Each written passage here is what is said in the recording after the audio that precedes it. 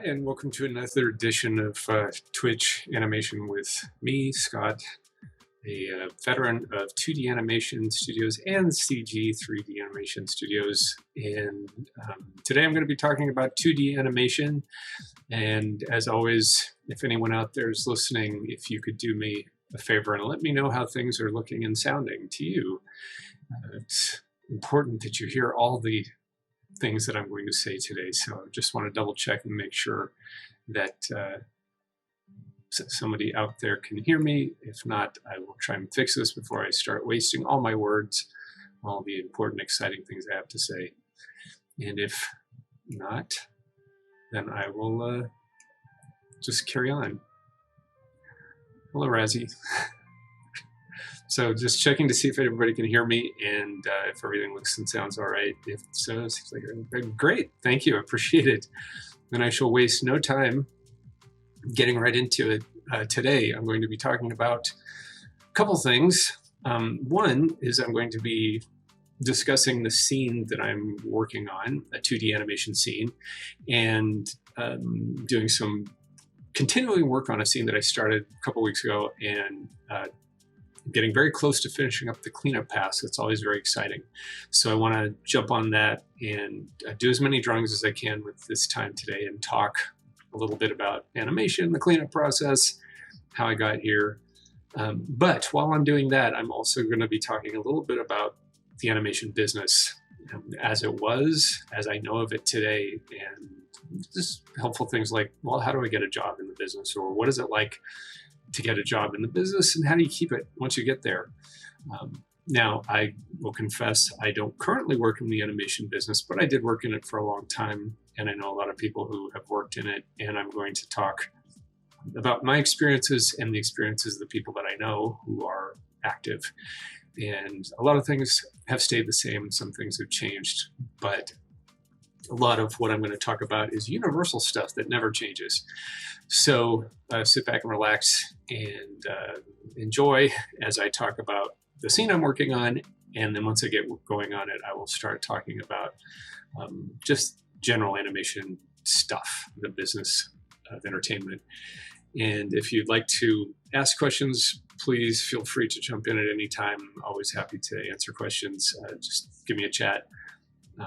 And also, too, if anything goes awry, please let me know. But if you have any comments or questions, anything at all, just feel free to type it into chat and I'll answer it. But otherwise, I'm just going to jump in here and start talking about this scene. All right, so this is a scene I've been working on for a couple weeks. I will start by just playing it so you can see what it looks like currently. This is the current state of the scene. I have roughed out two characters. One is this hero character. I showed this up before, but just as a quick review, I'm going to show where I started with this, which was some reference video that I had. So I grabbed some reference online. I just think these martial arts performance pieces are really cool, and they are great for animation because there's a lot of starts and a lot of stops. And so it has a really nice look, especially if you want to do more of an anime style. This stuff lends itself well because the anime style is very stop and start, and not so much the slow ins and slow outs that you find in what we call classical animation, which is the Disney style, which is actually what I'm doing right now. But I'm trying to kind of blend things, do strong action poses, but do it with a with more of a classical animation bent to it. I'll turn that off. Also, too, I've mentioned to anybody who's tuning in, I've mentioned this before, but if you haven't seen this before, I'm using character reference from things like Peter Pan, the evil Peter Pan frame. It's kind of notorious. People who know this film, there's evil Peter Pan. I just like it because he's got the mask. The articulation is really cool. And I like the character in general, which I've also used reference from Wallace Wood, famous cartoonist from Mad Magazine's 1950s era. And he really did these great articulated poses, and he liked to use gloves and big floppy feet and big googly eyes with masks and things like that, that really pushed the articulation of animation. So that's one of the references I used for this character, as well as this character from a 1970s film called Wizards by Ralph Bakshi. And again, you get the big floppy hands and big floppy feet, pointy ears, and the idea of a warrior elf. And then last but not least, I used Dexter from Space Ace, 1980s cartoon character from the video game Space Ace. This was the geeky younger version of Space Ace called Dexter. And again, you see the big floppy feet and the big floppy hands and the over-articulated Disney faces. And if you want to know more about that, you can look at one of the other videos I've done, or you can ask questions. But I chose those specifically as elements for this character that I'd use to do this martial arts move against a monster, which I'll show in a minute. Another thing that I've shown before, but I'll show it again now, is this is what the character will conceivably look like when it's finished. Right now I'm doing the cleanup pass, getting rid of the rough. And so when it's colored, it will look something like this, if all goes according to plan, as always. And this is the color scheme I've used. But we're still a ways away from that. We're still just working on the cleanup pass. And so before I get to that, let me just show you the rest of the scene. So this is how you've seen how the character is moving. Let me turn on the background, or just a temporary background that I've just grabbed online. I'm going to do an actual background eventually. And then I'll show you the beast character, which has two layers, one for the beast, one for the tentacles. Depending on how things go today, I might work on the tentacles a little bit once I'm warmed up, and they need to be animated nicely still. So this is how the scene is looking so far.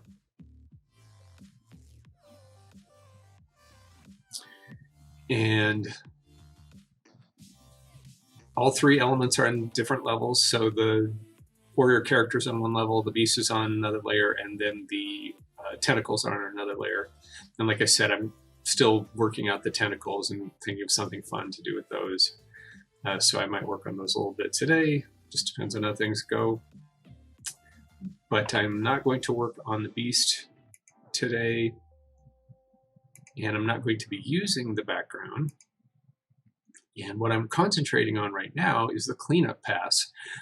Before I get to it, just so you know, if I zoom out really far, you may be able to see, not too far, you may be able to see that I've also got my charts on it as a separate pass as well. I'm not going to talk about that too much today. I've talked about that before, but I have done full charts for this character. If I turn on the charts, you'll see them better. There you go. So charts are very important. I do them after my scene has been animated, and then I go and look at the timing I've created for the scene, and then set up a chart so that I know what to do when I leave this piece of animation and then come back to it. I can pick up where I left off. And so these charts are there to help you as a guidebook, to help you decide which drawings go where and which order you did them in when you go back and follow yourself up. Or if you're so lucky, if you have someone to follow you up. I'm not going to work with them right now because I'm just doing in-betweens on the cleanup pass. So I'll turn those off and concentrate mostly on the drawings themselves. So what is the cleanup pass? Well, the cleanup pass is I've gone in and started doing vector lines over my actual character. Right now, the character Ruff is pretty loose in parts. And I also made some decisions about things that I needed to change because the animation wasn't working quite as well in some parts as others. And this is really common when you're doing a cleanup pass. That's one of the reasons they had a whole separate department to cleanup at Disney and DreamWorks and other studios. And even today, it's an art form in and of itself, and it's something that you do as a separate pass. And it takes a really long time. And so I've done a lot of work since last week, but there's still a ways to go. So what I'm going to do is knock down the rough layer, just change the opacity of it to 30%, and then turn on the cleanup layer so you can see what I'm working with. So there is a cleanup drawing. If I zoom in a lot tighter, you can see it even better, and I can isolate it. You can see the difference between the rough and the cleanup. And I'm using a vector line for this, not only because it's easier to get a clean line with vectors, but it'll be easier to paint, and it's easier to make corrections as well. So I've already started doing a vector line pass for this, started it last week and worked on it some this week in between last week and this. Let's take a look and see where I'm at with it so far. So this is where I'm at with the vector line. It's still pretty choppy, and so I've still got some in-betweens to fill in with the cleanup pass, but you can already see I've done a lot of work. I've done all the keys and done all the breakdowns, and now I'm just going in and filling in some of the choppy parts where the in-betweens aren't happening. Some of the things, just for fun, I'll show you that I've changed are pretty drastic in some cases. So here you go, you can take a look at this. I moved the character over because I used reference where a character had a moving camera. And because I used that for my reference, I actually put that into my scene and used it to kind of plot where the action was going to take place. But because the camera was moving, it made it look as if the character was sliding across the ground, which I didn't want. So I went in and adjusted some of these drawings and locked the feet down so that the character is jumping in place. So that was one thing. Another thing I've done is when I was roughing my animation out, I was making the head smaller and smaller. When I had collapsed poses like this, let's get the actual pose. When I had a collapsed pose like this, I was losing the volume on the legs, on the gloves, and on the head. Compare the difference. So you can see that I caught the spirit of the rough, and it worked great when I was doing rough animation. But now that I'm tying things down with a cleanup line, I need to really be careful about volume loss. And so you can see a big drastic change there, especially look at the arm, the crook of the elbow, and you can see the difference between the arm I ended up with. I made his arms a lot beefier than I did here in this rough pass. And again, the rough pass worked great for the animation, but now that I'm cleaning up, it would not pass muster if I cleaned up verbatim. And this is something that we probably should spend even more time addressing when we talk to our students. Because it can be a make it or break it for your scene if the cleanup pass isn't working quite right. Here's another one where I made a determination that the arm should be in a different place when I went to clean it up.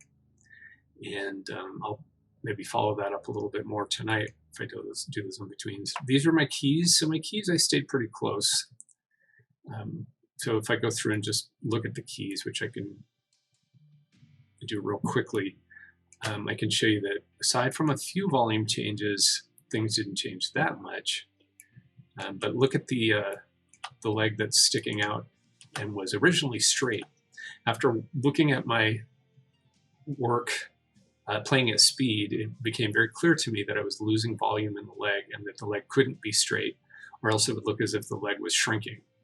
And so I made the decision to make his leg bend up, even on the keys, so that when I broke it down, it would look a little bit better with the drawings that come in between all the keys. So these are just some of the changes I made at the key level. Now, if I go and look at some of the breakdowns, you can see that I made some determinations there too, that further changed things. Obviously, I adjusted the body over to the left a little bit. And then I beefed up his legs and his arms a little bit, and definitely beefed up his head. Because as I told you before, just a minute ago, when I roughed this out in animation, I wasn't paying too much attention to the size of the head. Didn't matter. And if you, well, hello, Jordan. If you go back and look at my last week's video, you'll see that I was saying over and over again, it doesn't really matter at the animation level if I haven't got all the volumes intact, but it's going to help a little bit. But if I spend too much time worrying about the volumes and keeping it on model, then I'm losing the momentum of animation. and I wanted to just get my ideas down as quickly as I could, then go back and tie them down a little bit, which I did. And now I'm going back and being very specific about things like head shapes.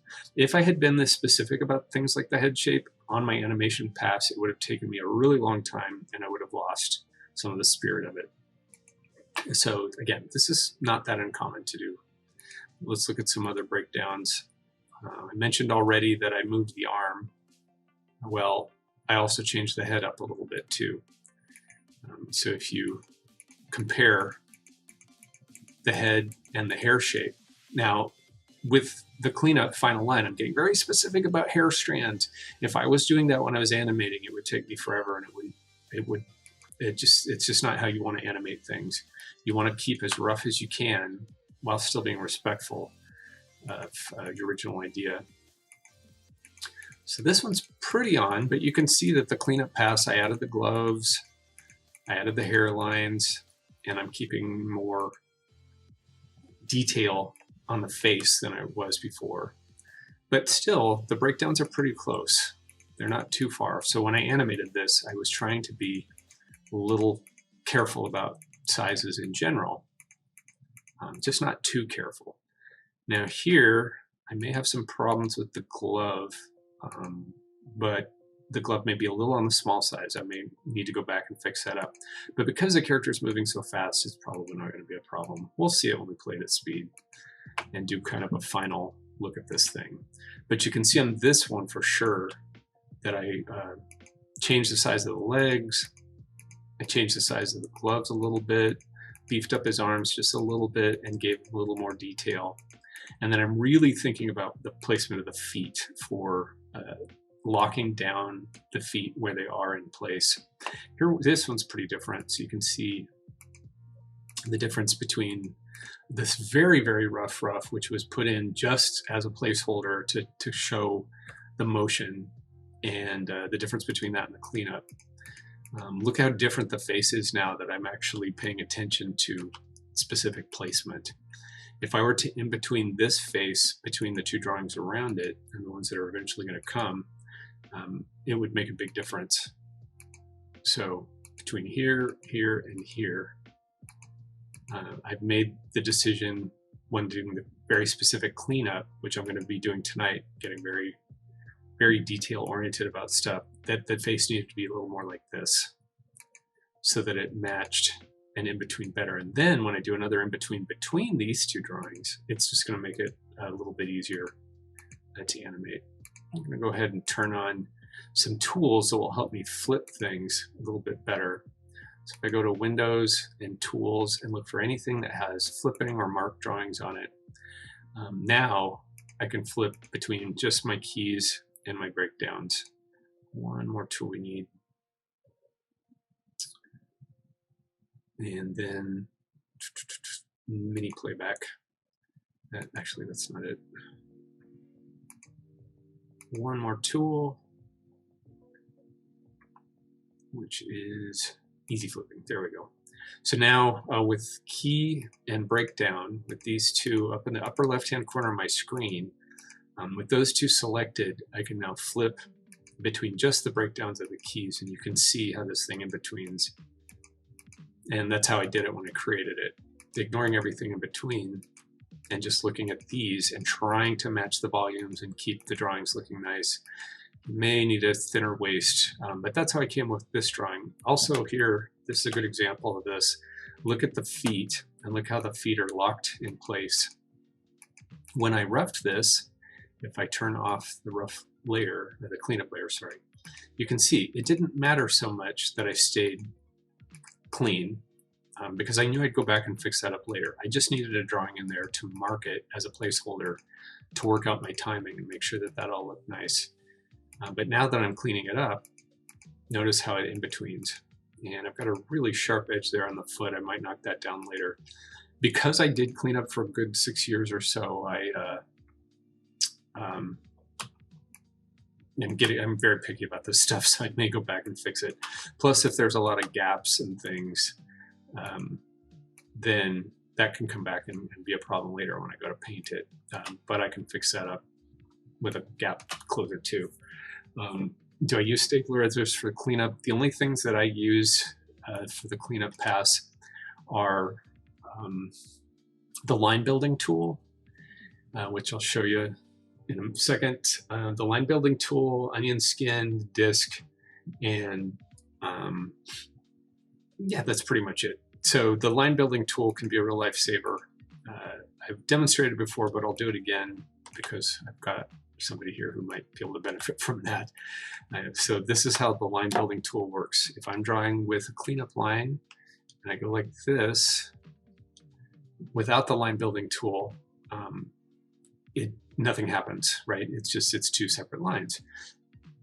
By contrast, if I turn it on, and I have a hotkey for this, I'll show you how it works in a minute, and I draw two lines that are close together, it connects.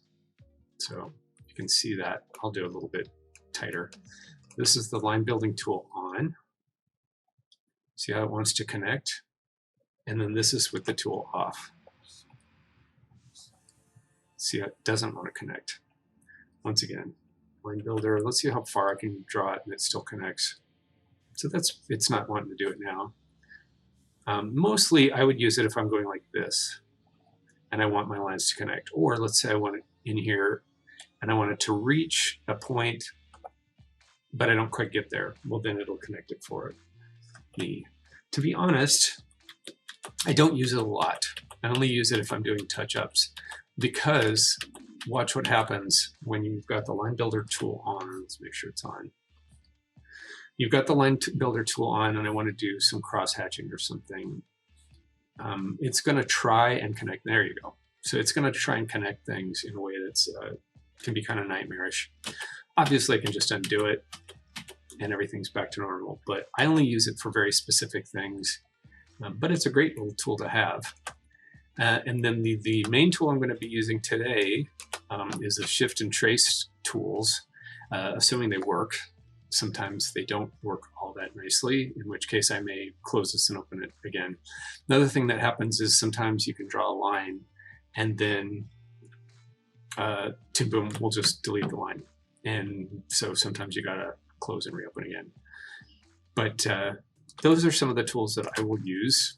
So I've set up hotkeys for certain things. The onion skin, I've got a hotkey set up. Actually, it's just the hotkey that's available, which is Alt+O. So I can quickly turn on onion skinning, turn it on and off. And then also too, you have the ability once onion skinning is on to add more drawings or to delete the amount of drawings that you're using for your onion skinning. But I'll talk about that more when I'm drawing. For now, it's enough to know that's what I'm using is onion skin and then the line builder. And just a shout out for some of these tools. If you go to Edit, Keyboard Shortcuts, come on, Edit, Keyboard Shortcuts, this is where you will find a lot of the tools that I'm using. And if you go into drawing mode, a lot of them are here. It can be a bit daunting to look at all these tools. So I'm not going to get into it too much because it's a whole thing, but here we go. Toggle line building mode. If you take a class from CG Spectrum, I teach you how to do this. Toggle line building mode. I've created a shortcut called Alt-B. If there are no shortcuts, for example, toggle stabilizer on and off, you can create one. You have to make sure you're not using a key that's a key combination that's already being used, because look, there are all these wonderful combos that already exist. But if there is one that's not being used, you can go ahead and create a shortcut here by just pressing the keys, and then the toggle of the pen stabilizer on and off will be used there. And that's what I did for the toggle line building mode. I just used Alt+B because that wasn't being used, and laid it in there. And now anytime that I press Alt+B, I can use that to turn my onion skin on and off, which makes things a lot easier. The thing is I use a lot of different programs and a lot of different shortcuts, and so unless I'm going to use it over and over and over again, I'm never going to remember it. Yes, Jordan, it is scary. It is scary to see all these different shortcuts, and that's just for drawing mode. So there are shortcuts for the camera, there are shortcuts for the timeline. So you have to kind of pick your battles and pick the ones that you know you're going to use a lot, and then make shortcuts for them, and that will save you time. Otherwise, you're going to be hunting for whatever you used last time. And so now let's get back into this. So a couple more breakdowns that I did. You can see also that I changed the line for the staff that the character's using. If I go ahead and turn on my onion skins again, you can now see that the staff is sitting between 2 points. I'll just point those out real quick. Here's 1 point, here's another point, and here's the in-between. If I draw an arc for that, arc, A-C-R, A-R-C, sorry, you can see now that it nestles nicely between the 3 points. Here's drawing 1, here's drawing 3, here's drawing 2, and this is a nice solid in between those. It didn't used to be. You can see my rough drawing, and you can see where the rough used to be. If I turn the cleanup off, it used to be right there, and that doesn't match. And so that was fine when I was doing the rough animation. If you look at the in-betweens, that was working okay then, but now that I've gotten into it and I'm drawing much more tightly than I used to be drawing, you can see that wasn't going to work. And so those are my in-betweens for the staff now. And if you look at it without the onion skin on, you can see that it's in betweening a little bit more nicely now than it would have been. You can also see it's a little bit bent, but I guarantee you that's not going to show. And if it does, I'll just fix it. But let's go look at a few more of these, and then I'll jump in and start drawing. So some more breakdowns. Look at how much different this arm is. It was working before when I did a rough, but now it isn't. So if I turn off the cleanup, you can see, look at the difference between the head in the rough and the head in the cleanup. So I used a combination of cutting and pasting and readjusting things on the pegs, which I will do in a minute, to get sizes and shapes that were a little bit healthier looking when I played this thing at speed. And then look at the difference between the hand on the screen on the right. Jordan's asking if anyone else is available in the chat. So if anybody wants to talk to Jordan, he's there and ready to chat with you guys. All right, so yeah, I fixed up the hand because I wanted to make it a nicer in between. And so that's why I went in and did some major surgery on the hand, which again is not that uncommon. In every show that I worked on, there would come a point where we as cleanup people, if that's what I was doing on the film, I had to really get in there and do some what we did call cosmetic surgery and fix the characters up and make them look like the character again. Hey, Simon. Hey, Renato. Thanks. Jordan didn't want to feel alone. So yeah, this is some major surgery that I did on this character to make it look a little bit more healthy when I play it at speed. So then I went and did some of the in-betweens at the end. Notice that I did not do a lot of work on these in-betweens. If you were watching this video last week or the week before, I was talking about how I just laid these in-betweens in really rough. In fact, maybe I did them on camera, I don't remember. But I laid them in really rough because I knew that I was going to chart them. Let's pull up that handy dandy chart again and just show you what it looks like. And I actually ran out of charts. But the chart was such that I knew at a certain point I was going to just get in here and cut things in half and cut them in half again and cut them in half again and again. And because I knew that that was what I was going to be doing, I didn't need to draw those all the way through. I didn't need to draw every single piece of this 60, 62, 64. It's just basically, again, if you're looking at it as a timeline, just cutting it in half as much as I possibly need to get this to do a slow out. So I want this to slowly come to a stop. If you looked at, I mean, I'm drawing an animation curve, if you know what that is, but if you look at an animation curve in the graph editor, it would look something like that, or maybe something like this.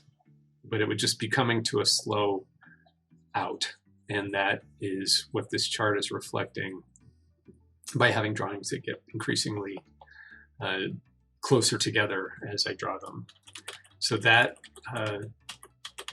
was something that I'd already worked out. It's like, yeah, I want them to come to a slow out. So I'm not going to draw all those drawings. I'm actually going to just draw the chart and assume that eventually, when I draw this, I'll fill these in. I'll fill them in and do proper in-betweens, and then I'll have it slow out through my drawings like that. So if you go back now to my actual drawings, you can see that the character lines are getting closer and closer together. Since I've done these cleanups, you should be able to see them. So if I turn the cleanup on, I'll turn the rough off. You'll see that I start with my keys. The key was this one to this one. Those were the keys that I did. And then I broke it down further with a breakdown. So that's a key, breakdown, and then another key. Back to the tuning colors, so I'm familiar with the workflow. Oh, good. Well, jump in anytime, Simon, and tell Jordan how it's done, because Jordan's learning 2D. And so then, if I include the in-betweens that I've currently done, now I've broken it down even further. So key, breakdown, in-between, and then key. And you can see with these last couple, the character's barely moving. I may do another in between still if it pops into place and I don't like it, if it looks too stiff. Then I may add another drawing and soften that and make it more of a slow out into this final pose. But for all intents and purposes, because this is a sort of a martial arts move, I want it to be kind of starting and stopping. So I didn't know, Simon, that you've done 2D. That's awesome. And I haven't seen your 3D work, so that's awesome too. Maybe I should pay more attention to your Twitch feeds. Everyone should look at Simon's Twitch feeds because they're really cool. There's all sorts of great stuff, and he has a great moving background. So there's my shameless plug for somebody else at CG Spectrum. All right, so this is how it looks in cleanup mode right now. So like I said before, there's still a lot of work to do. I still want to make it move more smoothly. So I'm now going to start drawing. Feel free to chat amongst yourselves. And like I said, I will continue to mindlessly chatter away about stuff. Why, thank you. I appreciate it, Sherry. Thank you for dropping by. And then you've never picked up a pencil since, Simon. You're not drawing anymore. Well, shame. Phi. No, I understand. Believe me. All right. Well, thank you, Jordan. I appreciate it. All right, I'm going to draw the staff right now. Just plunk that in as long as I'm still getting started. I have drawn the staff to be thicker. It's a vectorized line that doesn't exactly meet the hand, but frankly, I'm not really that worried about it. So here I've got the onion skinning on, and I'm going to get rid of some of the extra drawings I don't need, so I can just in between the two that I actually do need. And there you can see there is where the staff is supposed to go, which doesn't probably match where the staff used to be. I didn't even really draw it. I just kind of roughed it in. So now I will draw it. This drawing is actually a favor.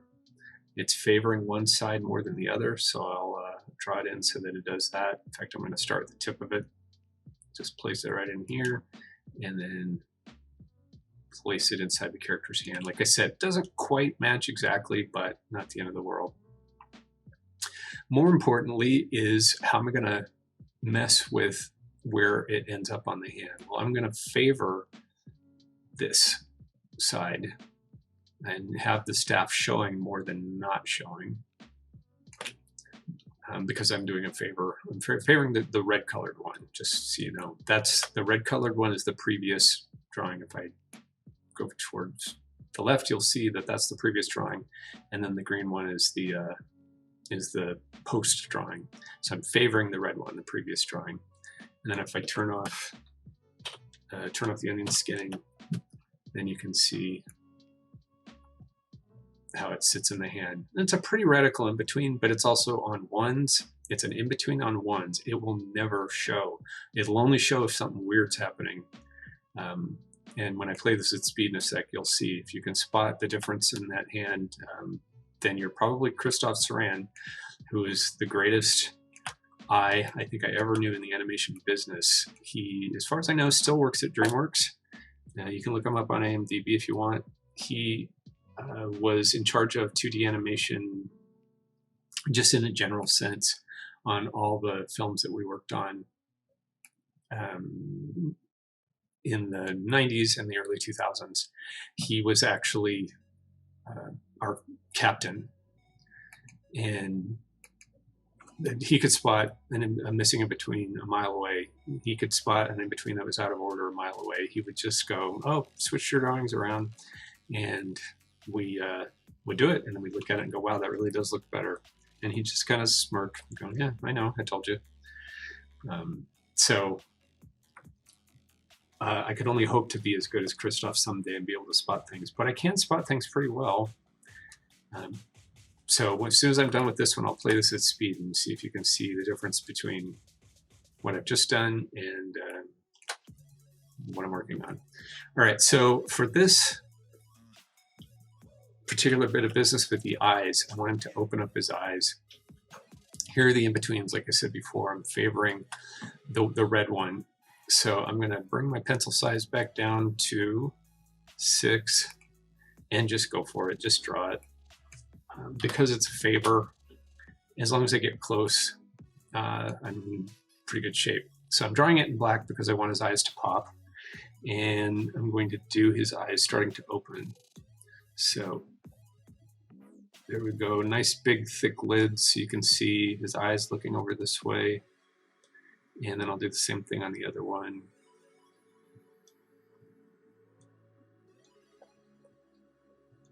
And then just turn off the onion skin and compare them. They're a little on the wide side. That might be a thing.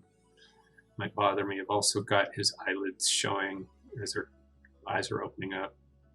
So, yeah, I'm gonna just move this eye in a little bit and add some lines to it to give it a little bit more of an eyelid so it's like the other one. And honestly, it's not going to make that big of a difference. I've seen in-betweens that were so horrendous, they just make my heart cry out in pain. And they are in the films and they look just fine. Nobody cares. There we go. So something like this. And also too, I pointed out in previous classes, or sorry, in previous Twitch sessions, I pointed out that this character is going to be seen about this big. He's not the focus of the scene. He's just one element in it. So I don't have to worry about his eyelashes too much. As I was talking to an animation student earlier today, who might be in the room right now, the details, you know, how many details does this character need to be able to be seen? That's a question you have to think about. Oh yes, thank you for the smear. So I talked about this before. That smear is there to kind of replicate motion blur. It's an old-fashioned technique. How about if I just play that section so you can see how the motion blur works. So let's go from frame 48 to about frame 57. So play that section only, and then you can see how the smear works. Well, if I zoom out a little bit. So that's how the smear works. The way that smears work is you shouldn't be able to see it. It should be there, but you can't feel it. You don't see it, you feel it. And if you look at some of the best animation either modern or classic, and you look at it frame by frame, then you see these smears and you go, oh wow, that's crazy. I didn't see that when it was happening. Another thing that people will do is, you can do tracer lines, something like that. But in this case, that's going to show. If I do that on this, you will see them, and we don't really want that. Now, maybe you want a cartoony look, and you can make it look very old school cartoony, and then you would have those lines. What I would probably do with this as an alternate to these rough, hard, pencil-y smear lines is I would use the color of the character, and I would do, in fact, I had the color in here somewhere. I would do a line using the color of the actual character's skin and actually paint something like a smear. It's not really going to work now because I haven't colored this thing yet, but once it's colored, you won't see those colors. You'll see a blur, and I probably would even knock it down a little bit more and make it more blurry. And that would be another way to get this smear effect, which is basically copying motion blur in live action film, which is interesting because if you use high-con, or if you use fast film rates and you get the really sharp look of video, then you're not really going to see that much blur. But I think most people are still using it. They know they still use it in CG. In fact, they use it to cover up bad animation sometimes. I know because I did it myself. But in 2D, it can become its own style that can look really cool. And so I've done some exaggeration poses on here where the character flat comes down. You can't see it just yet because I haven't put all the in-betweens in, but once the in-betweens are all there, you'll see the character really pops down into that pose and pops right back up again. And you shouldn't see how distorted the character is because it's only going to be on the frame. You're only going to see it at speed for one frame out of 24 per second. So you won't see that. You'll see it just come down and come up again really fast. And it should look like the character kind of retains its volume. One thing I'm still working on and I'm not real thrilled with is the way that the character shifts right here. I haven't decided if I'm going to keep this or not. Find out next week, and you'll see whether or not I'm keeping this. There also is a bit of a loss of volume in the hair and the head. I'm not sure how I feel about that just yet. I may go back and fix that up once I see the whole thing together. But for now, I'm going to play this at speed, and we were looking at, I don't remember which drawing we were looking at, one of these in here, and in between in here. I believe this was the one. And I'll zoom in a little bit tighter, and we'll just see how that looks. See if you can spot anything that's wrong with it, if you can see it playing at speed. Right? So if you're Christoph, you could say, oh, the eyes are not close enough, or the eyes are too far.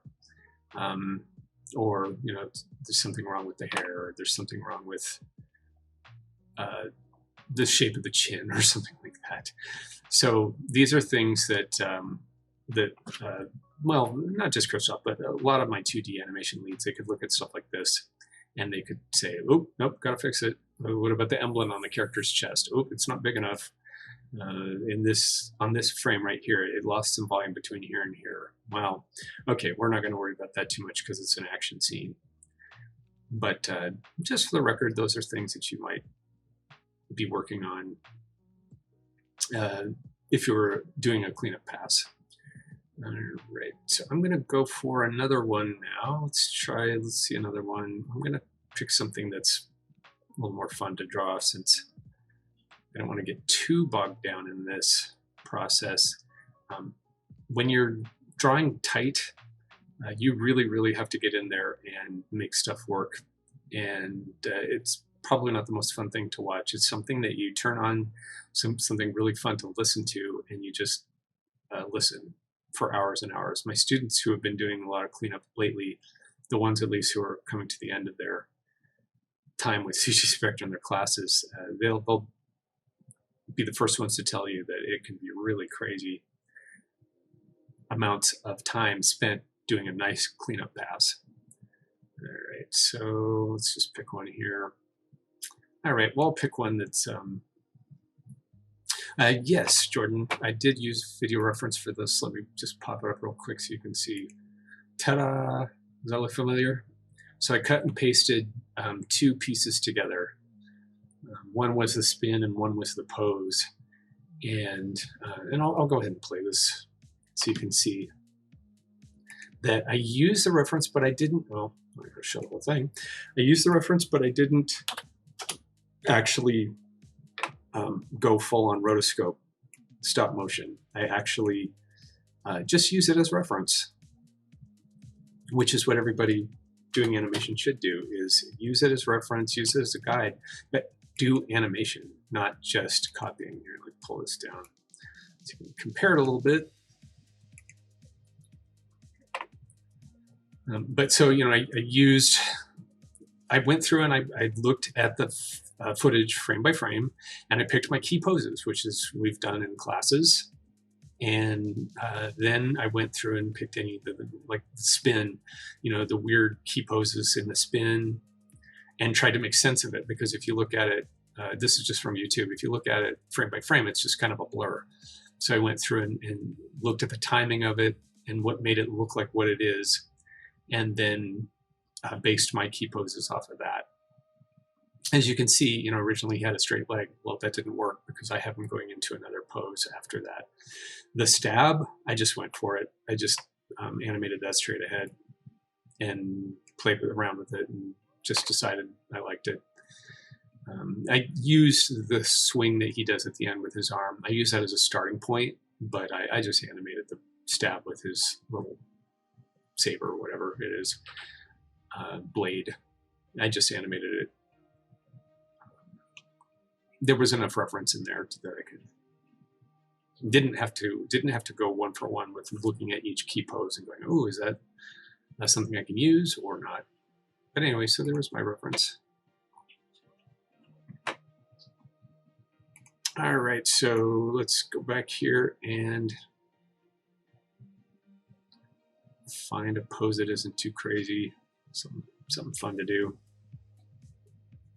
Looks like this one might be a fun one. I'm trying to go kind of in chronological order too, but like I said, I want to do something that's fun to watch being drawn. So I've created an empty drawing, turn on my rough. I want to see how much can I get from my actual rough pose.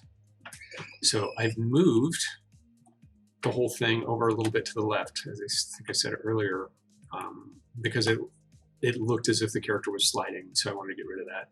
So move the character over a little bit to the left. So I'm going to start out by just in between the feet because they're locked down. That's easy. And then once I've got enough information, I can start pulling the drawings off the pegs and laying them over the top of each other and making sure that the volumes stay intact. The hand, I can probably just wing that one, and I'm also going to give it some more drag, just like I did with the other one. So that might be fun to watch.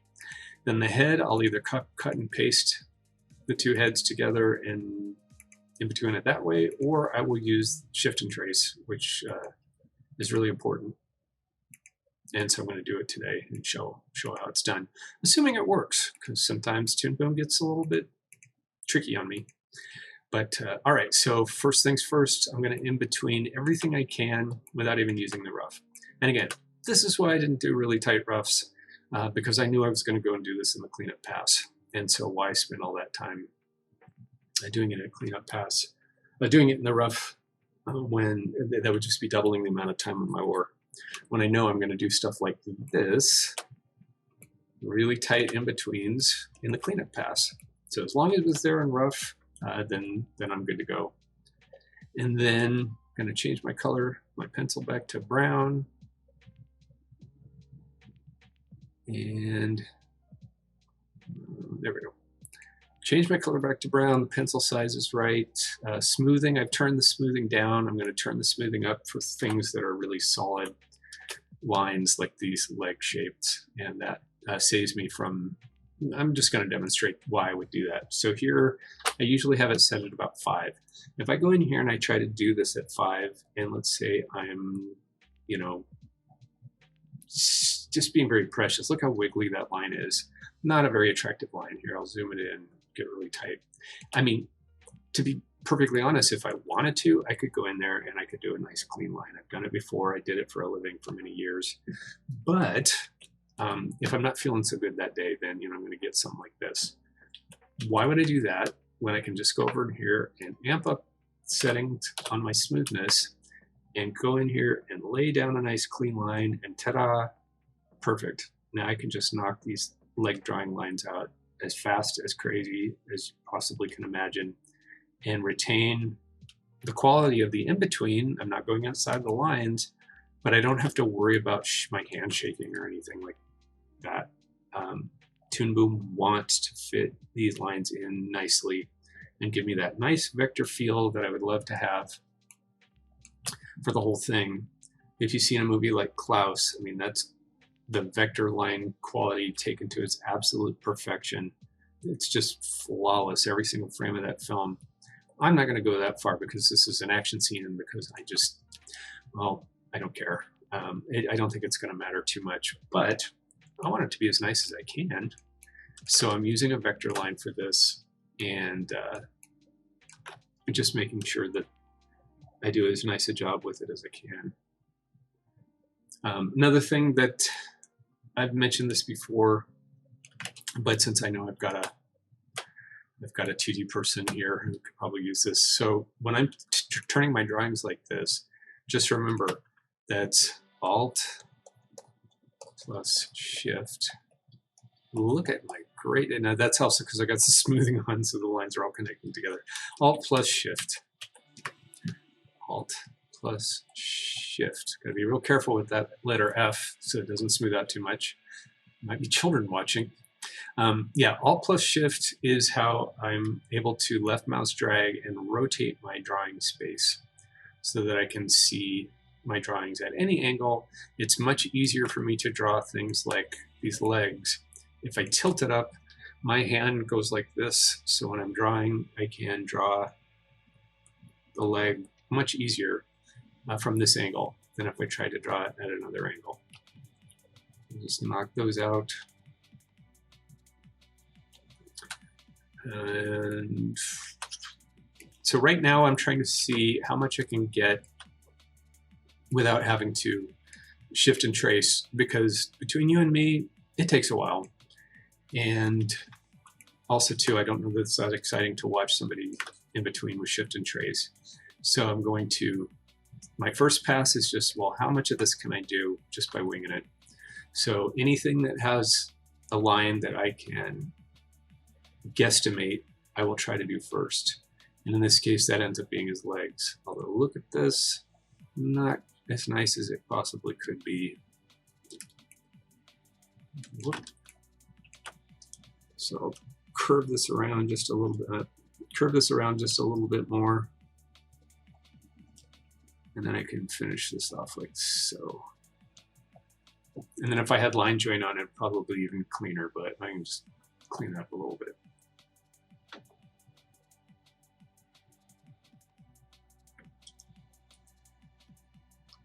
Thank you for clarifying that, Renato. I happen to know Renato is one of the biggest fans of animation around. Go ahead and ask him what his favorite animated films are, and he'll tell you. I'm just joking. Don't do that. Don't put Renato on the spot.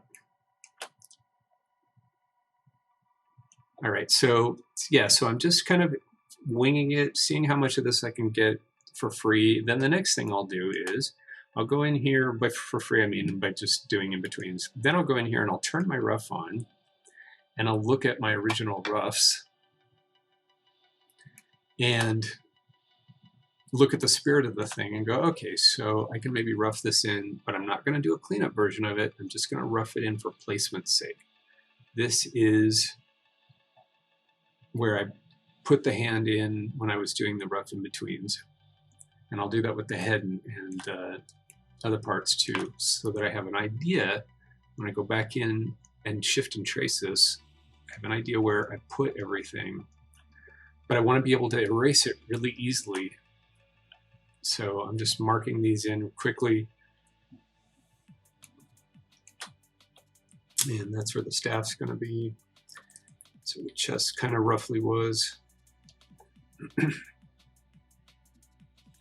And there you go with everything that I could get from the rough in-between. So now I can turn the rough in-between off.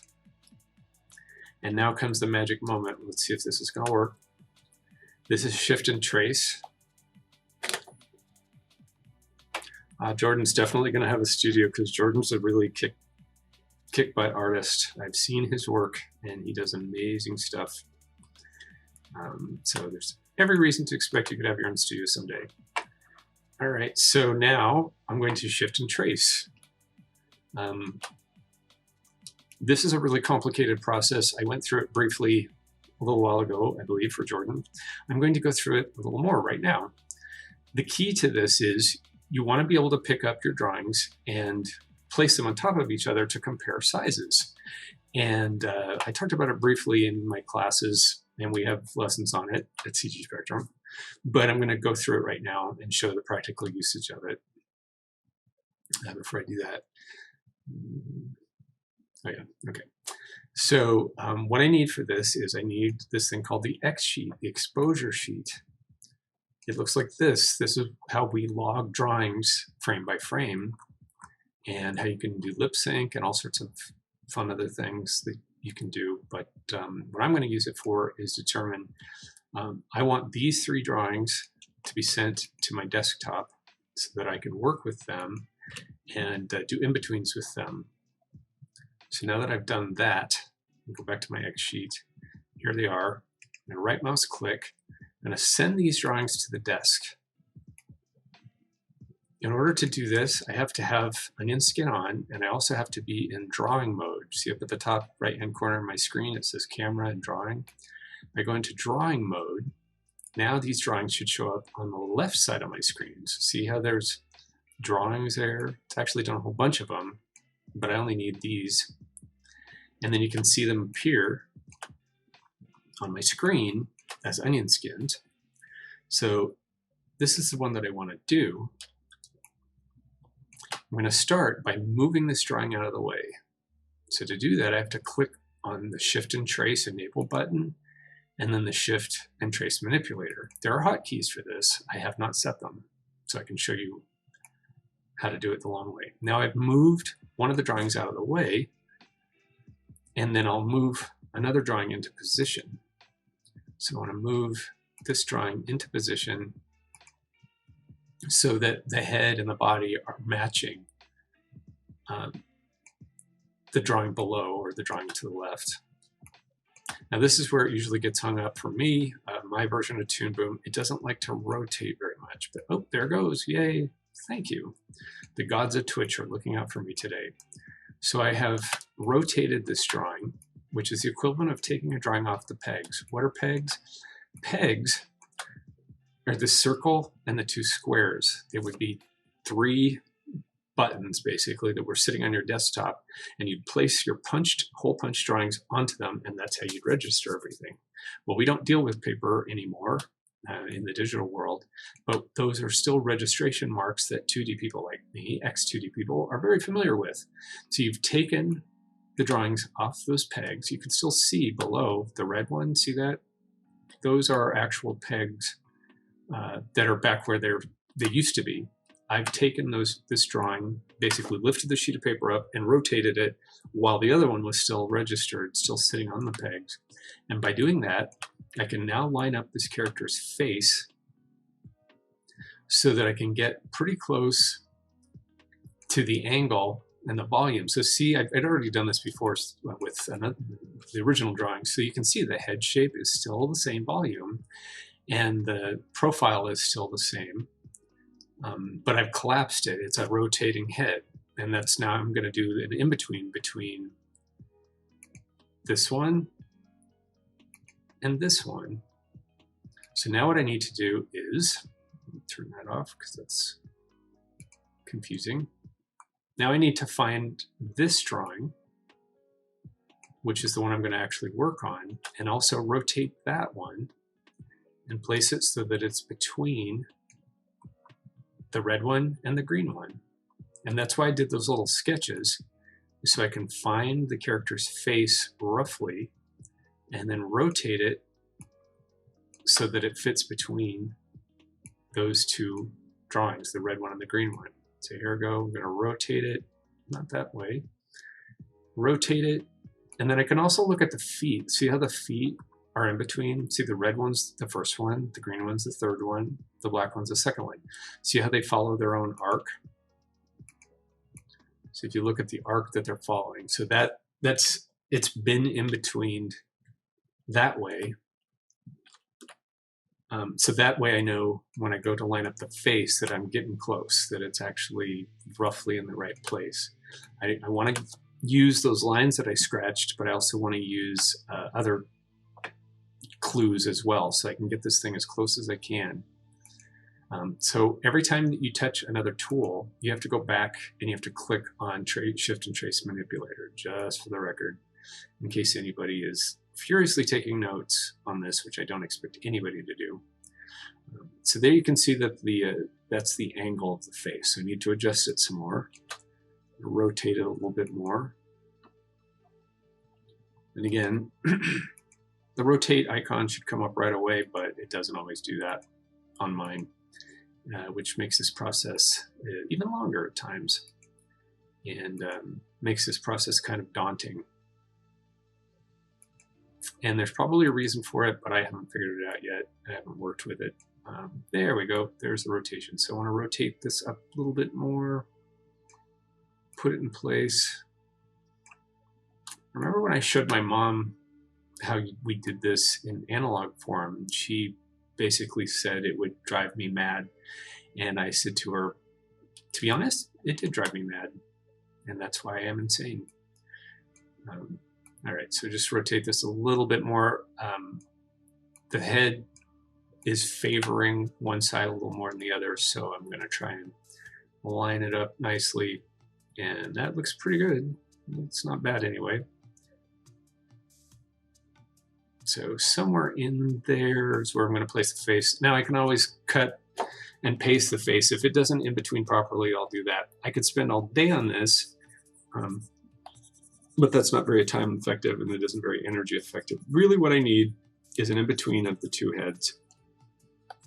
And I couldn't do it when they were so far apart. Well, I can do it now. So I'll go in here and I'll do an in-between of the face. And then if it doesn't sit in the right place, I can always go back in and redo it that way.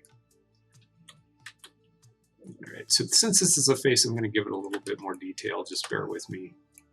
If you get impatient, you can always talk about your favorite animated films in chat.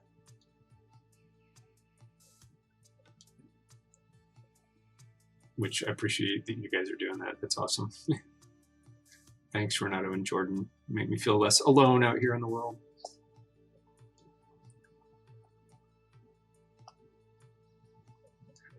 While I'm doing this, which again can be kind of tedious to watch, perhaps, not sure. I promised some stuff about the animation biz. One of the first things that I learned in the animation biz was it helps to be really lucky. In Hollywood in general, it helps to be lucky. It helps to be at the right place at the right time. And how do you do that? Well, if you love animation, then you're doing it already, which is you're hanging out in groups such as Twitch, and you're meeting people and making friends. And that's always an opportunity to say, oh, you know, I've tried to get a job in animation and I haven't been too successful. Have you tried to do it? What was your experience like? And that is one of the best ways that I know of in the online world, in the COVID world especially, to find out things, to find out, well, where are the jobs that are happening right now? There are tons of other people out there like yourself who are looking for jobs and have tried things that maybe you, excuse me, that you don't have to try because they've already tried it. Oh, you don't want to go to that studio because they're not hiring anymore. Or you don't want to try for that job because that's not a thing anymore. I remember briefly compositing stopped being a thing at Rhythm and Hues where I used to work. Sorry for the frog in my throat. I apologize, you guys. For a while, compositing was not a thing, and word got out, and people went, okay, so try doing this instead. Try being a lighter, because the compositing jobs were all going overseas, but they were sure needing lighters.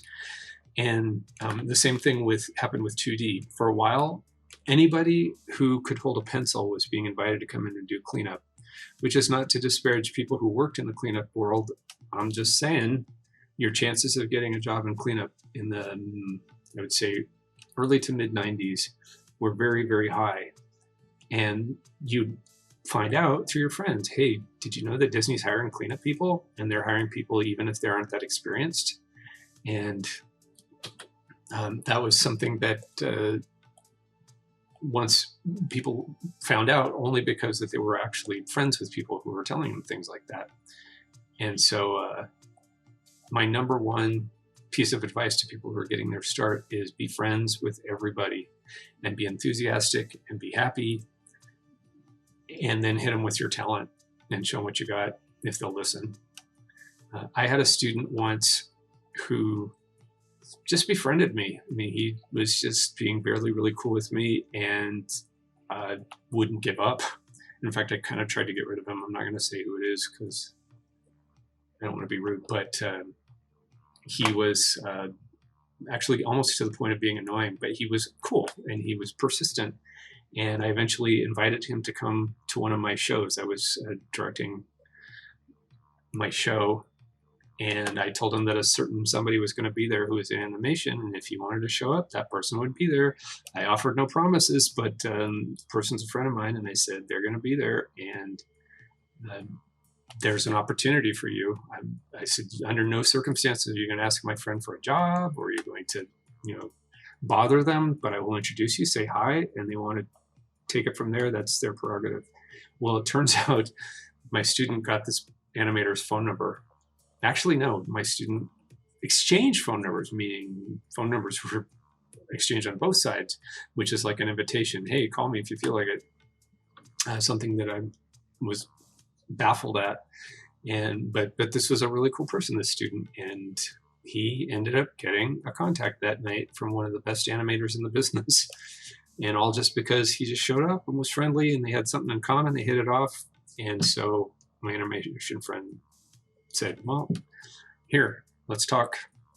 And maybe I can help you out at some point. The story stops there. I don't know what happened after that. I'm still friends with my animation friend, thankfully.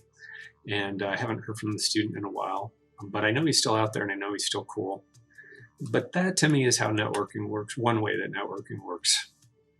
And as Simon points out, the industry is much smaller than we realize. Oh, isn't that the truth? And that's my next piece of advice, which is be nice to everybody always. And don't ever, ever get full of yourself about anything, because the person that you're currently in charge of right now could be your boss on the next show. And they'll remember how you treated them. And I'm living proof that that happened. It happened to me quite a lot in going both directions. I was also the boss to people who were once my boss. And when it came time to be their boss, I remembered how they treated me when the shoe was on the other foot. So yes, the industry is really small. And also too, there's just no reason not to be friends with everybody. There are situations where people are not cool, and I have not kept those friendships, but while we were working, I was as cool as I could possibly be to them. And they're just because it's the right thing to do. So, all right, so now I'm going to work on the hand a little bit. So I'm going to get this one out of the way. But hopefully, Jordan, or anybody who's interested, you can see what the practical use of doing shift and trace is, how I'm able to, oh, well, I haven't shown off the most important part. So now go back to the camera view and you can see, if I turn everything off, you can see that I've now done an in-between of the head. And look at that, it's a nice, healthy in-between. Probably still want to adjust it a little bit, but I was able to do that and then look at the camera view, and now you can see that it in-betweens. That would have been impossible to do and do nicely had I done it any other way. As it happens, I promised you I was going to do the eyes in black.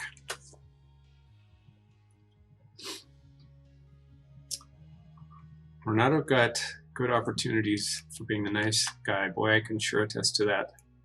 Dorado is the nicest person I've ever met. So there you go. Yes, and by contrast, I will confess, yes, my secret confession, when I first got a little bit of power, when I was first getting started in the business, I actually was a bit of a, as the British say, was a bit of a wanker to somebody, and I had to be told by my superiors to be nice to that person.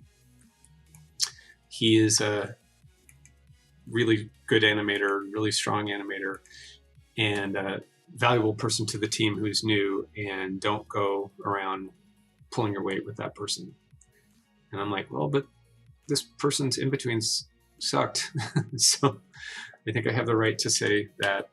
And they're like, yes, just be more tactful. Just don't be so rude. Don't think that you're infallible. And I was very young and very new, and I wasn't mean. I just was very specific. Well, what kind of an in-between is this? And the animator at that time, who would go on to direct films and who we were cool, it's not about that at all, but who let me know in certain terms that he didn't care about the in-betweens because he didn't want to do in-betweens. He wanted to direct movies, and he did. And good for him. So just fun little lesson, fact of life for me, very, very, very early in my career. I'm talking over 25 years ago. Be a cool person. Don't be full of yourself. Nobody cares. And then I've met some directors who are just the most humble, approachable people imaginable. And you kind of forgot that they were directors. And again, there's no reason not to be like that.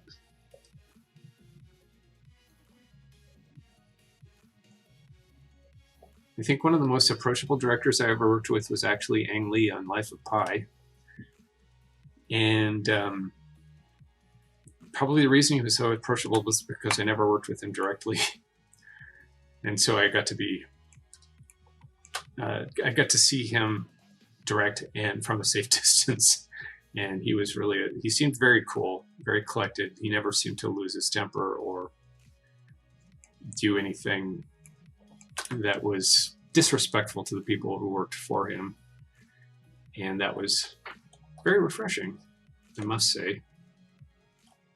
I did not actually deal with him directly. We were given an edict that if we were to see him in person at the studio, we weren't supposed to speak to him because there were a lot of people who were very young and tempted to be geeked out about it. I've never been much of a celebrity geek. When I've met them, I've always been cool and respectful, and I think they appreciated that.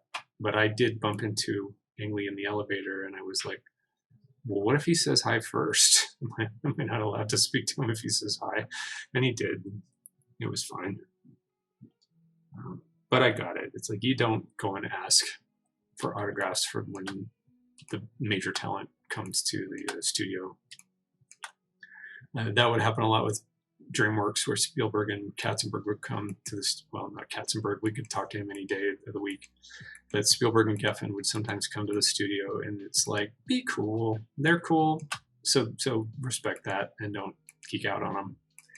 And I don't know that that ever happened. This is being recorded. I shouldn't say this, but I actually yelled at Jeffrey Katzenberg in front of the whole studio. Well, he asked a question, and I gave him an answer, and it wasn't one he wanted to hear. And so he told me to shut up, and I told him to shut up right back. And oddly enough, I did not get fired that day. Again, I was very young. And it was all in fun. I didn't really tell him to shut up. We were just bantering. And I disagreed with him about something. I don't even remember what it was. And I just said something like, well, you shut up. And he says, well, no, you shut up. And you have to, because I'm the CEO of the company. And I'm like, okay, he's got a good point. And then I saw him later, and we laughed about it. And then he fired me. No, just kidding. He didn't fire me. All right, so now I'm drawing the hand. And so once again, I'm going to lay the drawings over the top of each other and try to match the hand by sending the drawings to the desk and lining them up so that it'll be easier to keep the volumes consistent. So here's the one that I want to line up with the other.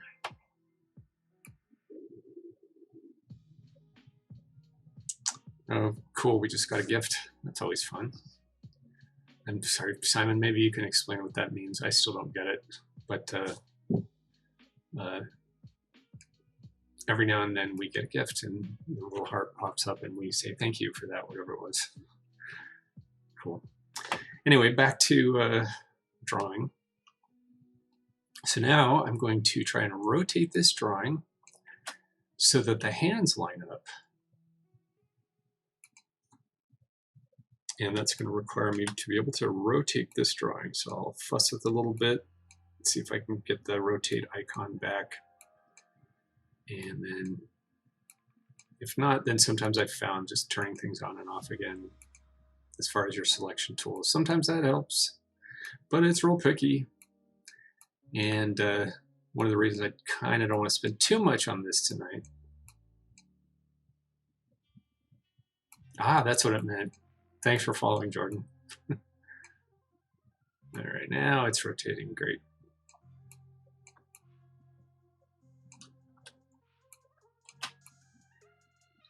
So I'm going to line these hands up best I can, but in the end, I'm going to have to just do a nice in between. But if I can line them up nicely to begin with, that'll save me from having to cut and paste things later.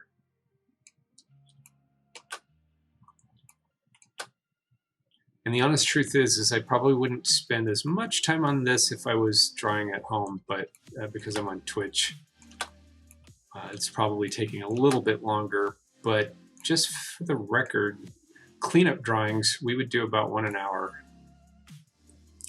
And maybe not for a character that's this small and uncomplicated, but for a major character, we were expected to do about a drawing an hour.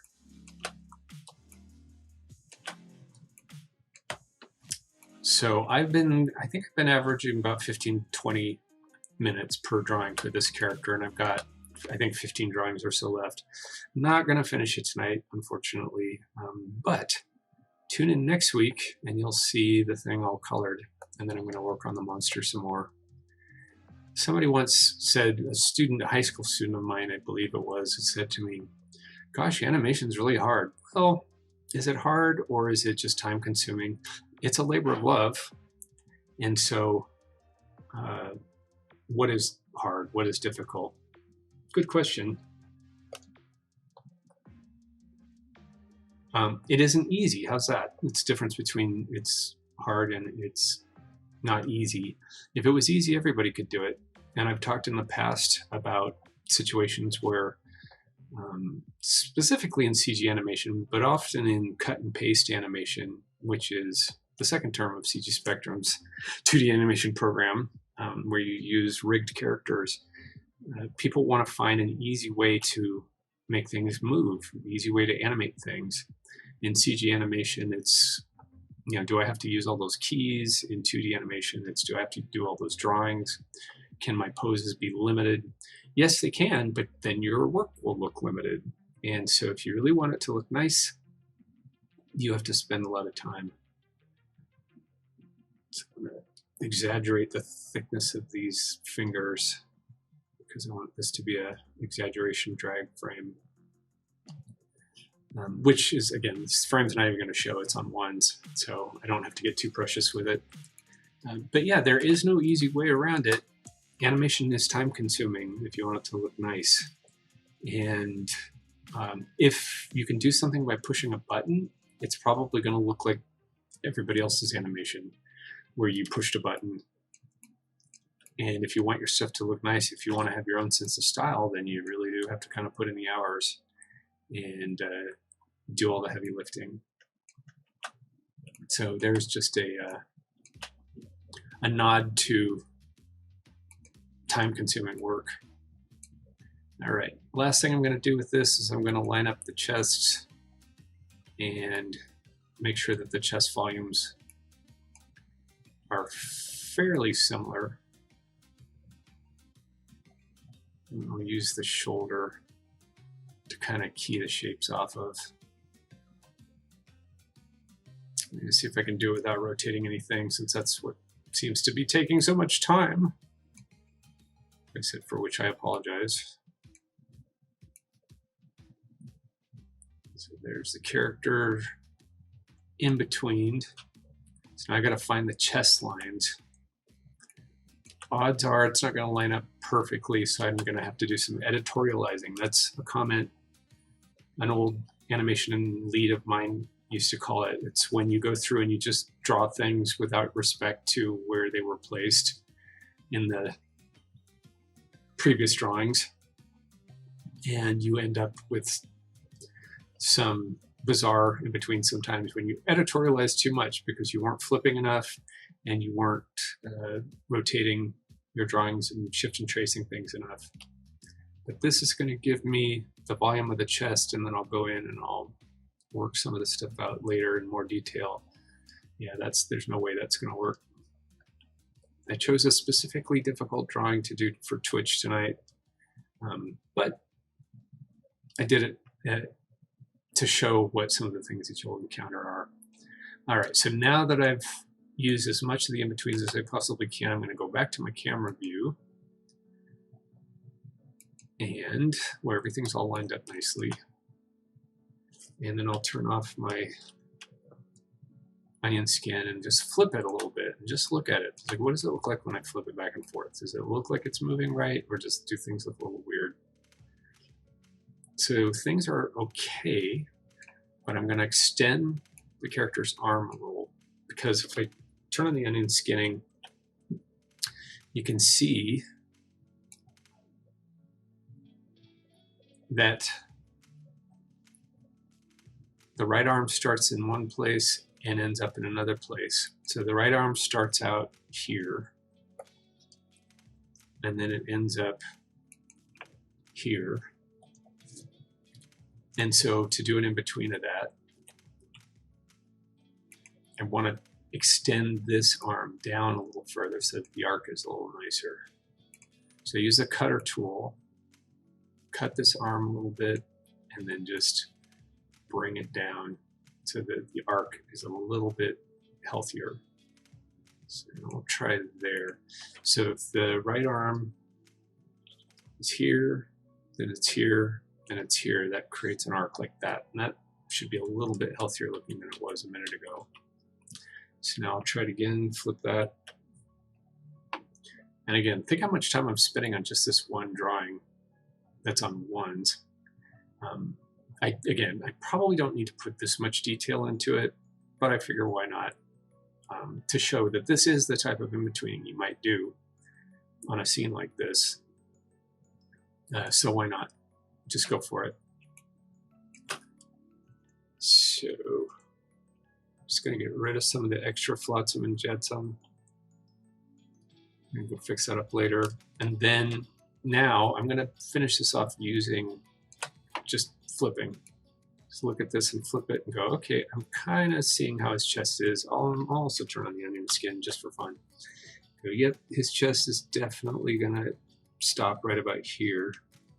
And then his neck is probably going to come around a little bit more.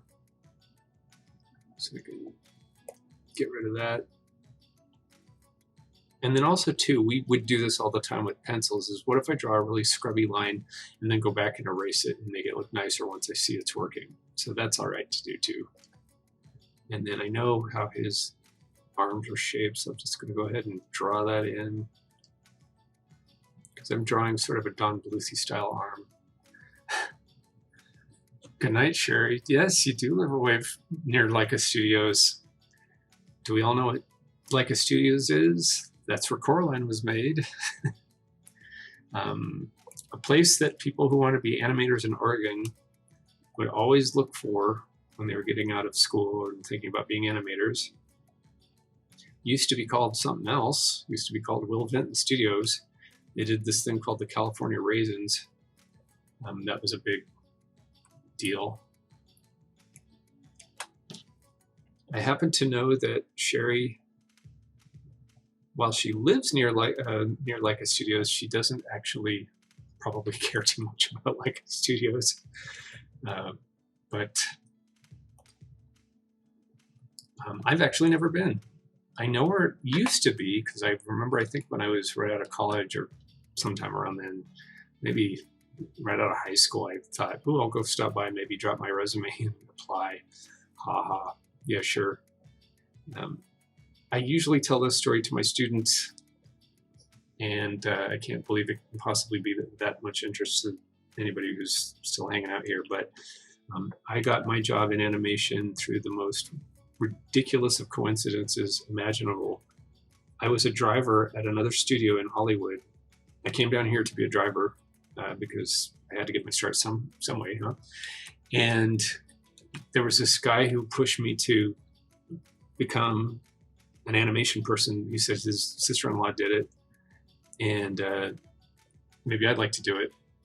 And I went and applied for the job, and I didn't get it. And as I was walking out with my portfolio, I ran into his sister-in-law, who just randomly said, "Hey, are you Scott Claus?" I'm like, how on earth would you know that? As I'm walking out the door. And she says, "Well, my brother-in-law told me that you were probably going to be here today. And I just guessed that was probably you." And she was right. And she said, "Well, yeah, so you didn't get the job as an animator. Do you want to work in the studio and be a driver?" And I said, "Well, sure. Yeah, sure, I can do that." And she goes, "Yeah, and you can work your way up once you get the job." And I'm like, "Yeah, sure, whatever." And so because I randomly bumped into the sister-in-law of the person who was trying to help me get a job at the studio, that's why I have a career in animation.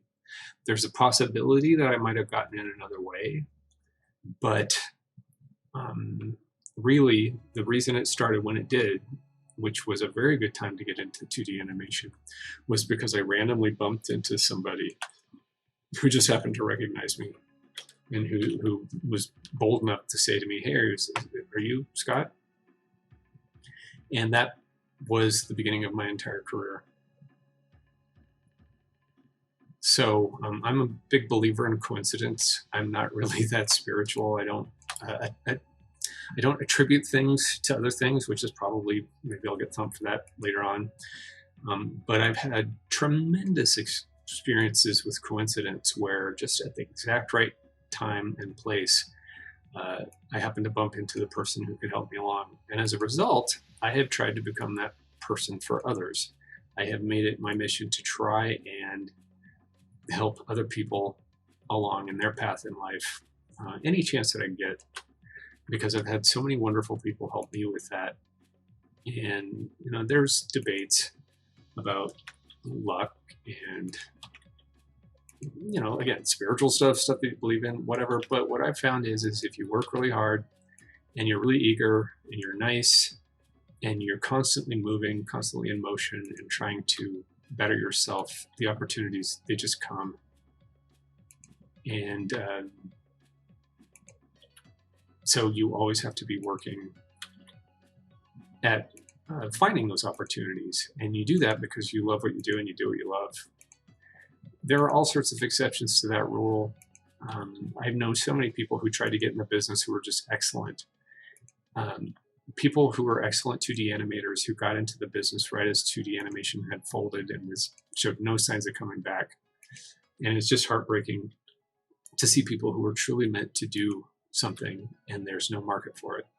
There's nobody was hiring at that point for that sort of thing. Yeah, that's an excellent point from Simon. Thanks, Simon. Is you work hard when you're not employed with the understanding that one day somebody is going to ask you what you can do and you'll get the opportunity to show them. Yeah, I've seen that happen time and again with myself and with others, where when the opportunity came, you had a body of work that you could say, well, even if I'm not good at it, if you give me a chance, I'll get better, because look what I did with absolutely no anything. And one of the things that I did early on is I would paint my own cells. And looking back, they're terrible. It's embarrassing how bad they were. But to the uninitiated, they would say, well, it looks like you've got an interest in animation. Let me point you to somebody here who I know who actually does it for a living. That's another story I'll tell another time about how I was soundly, in no uncertain terms, told that I stunk very early on in my career, and ended up having a career anyway. So there, that's a sneak preview. I'll share that story some other time. I'm not going to share it today. You'll have to come back if you want to hear how I was bold-facedly told in no uncertain terms to go home because I stunk, and almost believed it and almost didn't have a career. And it's a funny story. It has a happy ending and taught me a lot about life and about growing up and learning to take the good with the bad, which is another thing, something I can talk about, which is learning how to accept criticism, learning when to accept it, when to ignore it, and how to tabulate it, collect it, so that you can improve your work, but also not get too bogged down. All right, so I'm almost done with this drawing. Look at the difference between this cleanup drawing and the actual rough. So big difference. Kept the spirit of the thing, but actually changed a lot. Of course, I haven't played it at speed yet, so maybe I'll have to change it some more, but I'm gonna draw in the staff that he's holding and then play it, see what we've got. So the staff is black and has a pencil line that's 16 thick, and it's really easy to draw. Just draw it so it connects. It insert points from the body, like so. Now, I don't need to even turn on. Don't need to even turn on the onion skinning for this because I know that it's moving so quickly. It's not hardly going to matter where it ends up. So now if I turn on onion skinning, I'll just compare. Yeah, you can't even hardly tell where you should put it, but it's close enough. So I'll turn off the rough layer and just for fun, reset the framing of it. Just scrub through this real quick, make sure there's nothing too weird about it, and then we'll play the whole thing just for laughs. So now you can see it's getting more and more smooth. With every drawing I add to this, it's making it more and more smooth. And some of the things for future reference, you'll see if you come back and look at this next week when I've got a lot more drawings done, you'll see things like the difference between here and here. I'm not going to do that right now because it's getting late. But the difference between here and here, that's a huge difference. There's got to be another drawing there. If I turn on the rough, it looks like this. If I turn on onion skinning, you can see that it looks like that. Will I keep that, or will I fix it up a little bit and make it look nicer? Tune in and see. But that's an example of a drawing that absolutely must be added, or this isn't going to look smooth. It's going to look really choppy. So moving on, let's look at another one. I'll see if I can find one that's a little bit easier to do, doesn't take as long as the other ones did. There's another good one. That's going to be a really fun one to do because look at the difference between those two drawings. If I turn on the rough layer, you can see that it looks like that. So if I turn off the cleanup, you'll see that eventually it's going to look like this. So that's the character spinning around. Notice how his face moves forward a little bit. That's because when your head turns, it doesn't turn necessarily like this. It turns with volume and dimension. At least in this case it does, because it's on ones. So those are two drawings I'm going to do next week. It'll probably be done next week because they're really complicated. But those are drawings that if I don't include them, if you see the rough without it, that's why this looks so choppy. That's why when I played at speed, you can still see a lot of choppiness. This is a big one. It's going from a profile view to a full-on front view. Here's the in-between, the rough in-between. you look at it this way, now that one I'm going to have to fix up a little bit because that rough in between is not that nice.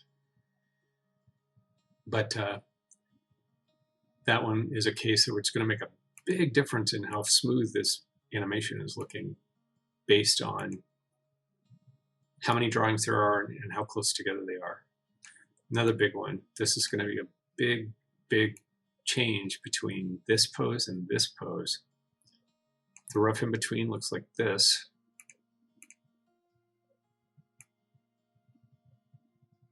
This is another one where I really didn't clean it up very much when I did the rough in between because I knew that I would do a really nice cleanup pass. In fact, I might use this one to finish off. Let's just check. I want to just see if there are any more really easy ones just to finish off for the night. Since we don't have a lot of time left. Let's see if there's anything between here. I've done most of the ones at the end. Those were the easy ones. I think I'll do one more drawing here just at the end, just so you can see a really tight in between. They're just so easy to do once you're on the path. Once your keys are really nice and your breakdowns are really nice. I could probably do this one in the next 20 minutes. Let's find out. And then it gives me the opportunity to blab on a little bit more about animation-y stuff if you're interested.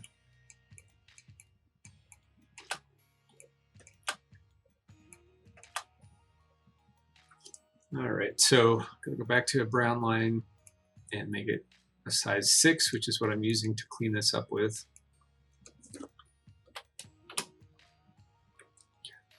And then I'm going to up the smoothing again because the feet are really bold, really broad strokes. So I'll give it like 18 for smoothness. And then just lay that line in there. Ah, there you go. So this is what happens sometimes with Toon Boom. See how I draw the line and it just disappears? That's just a thing. It'll be real quick to fix it. I just have to reopen the scene. It'll take seconds. But when you reopen a scene, it resets all your preferences. So you want to save a version of your scene with your windows set up the way that you like it, which I didn't do. So I don't have one, at least not for this session. I don't have one that I'm going to use. It doesn't matter. I'm just going to reset a couple of things and then we'll be back up and running. So I'm going to do this last drawing. Just make sure that my pencil is brown again and that it's set to size 6 and then set the smoothing to something like 18 and then everything else should be good to go. So again, that's why I didn't need to reset anything else for this because those are the only things I'm using for this drawing. But see how it makes it nice and smooth, and then the in-between is going to be nice and clean.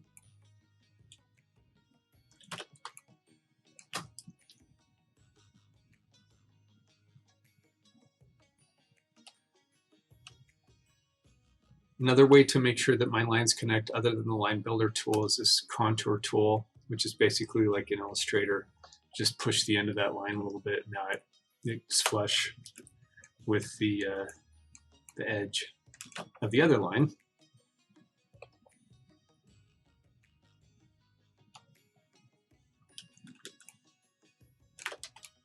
Another thing that I will say as far as getting a job is to be shameless.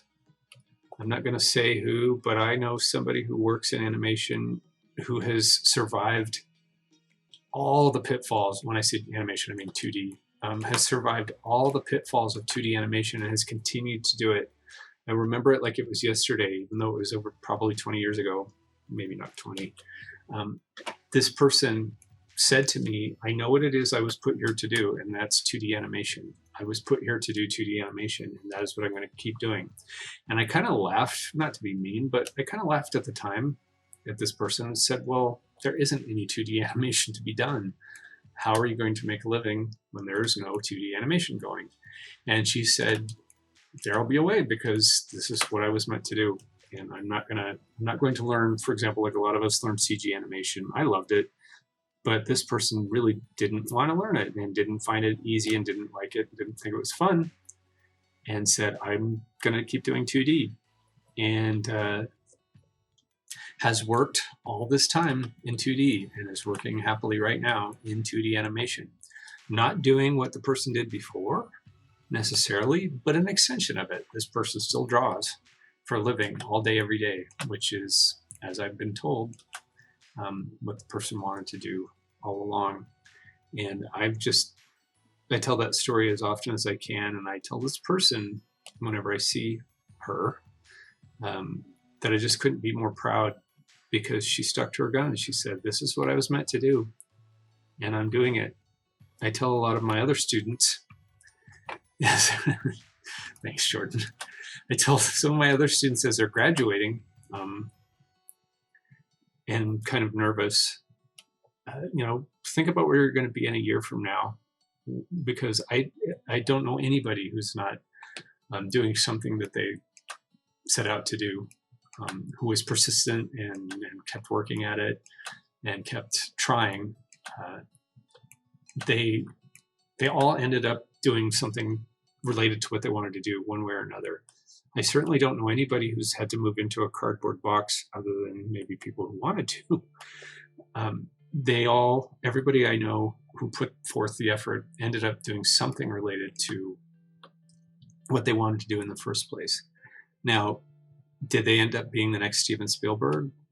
Probably not. I mean, I think there is a limit to what you can wish for, work for, and have it happen.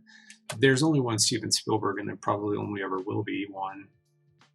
There's only one Walt Disney. There's only one James Baxter, or whoever, Andreas Deja, Glenn Keane.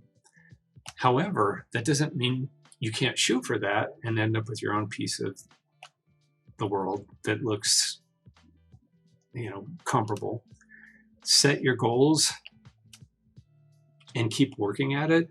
Reach for the stars, and then, I don't know, there's some cliche about that. Reach for the stars and get something. I don't remember what it is, but there's something to be said about reaching as far high as you possibly can, and then what you end up with ends up being pretty cool. When I first started out, I was convinced I wanted to be an animation director, wanted to be a 2D animation supervisor. I wanted to be a Glenn Keane or the equivalent. And early on in my career, I met, I don't want to drop names, but I met Dan Wagner, and he was young and I was young, but he was younger than me. And when I saw what he could do and he was younger than me, I realized I had no business doing what I was doing at the time, or reaching for what I was reaching for. And he certainly did. He was born to do what he eventually did, which was a lot of really cool animation. Specifically, if you look at Kung Fu Panda, it's just what he did. And I had an interest in doing all sorts of other things. And so it took me a little bit longer to become an animator than it did some of them, because they were just born to do it right out of the gate. And it was like, just move aside and give me a pencil and I'll start working.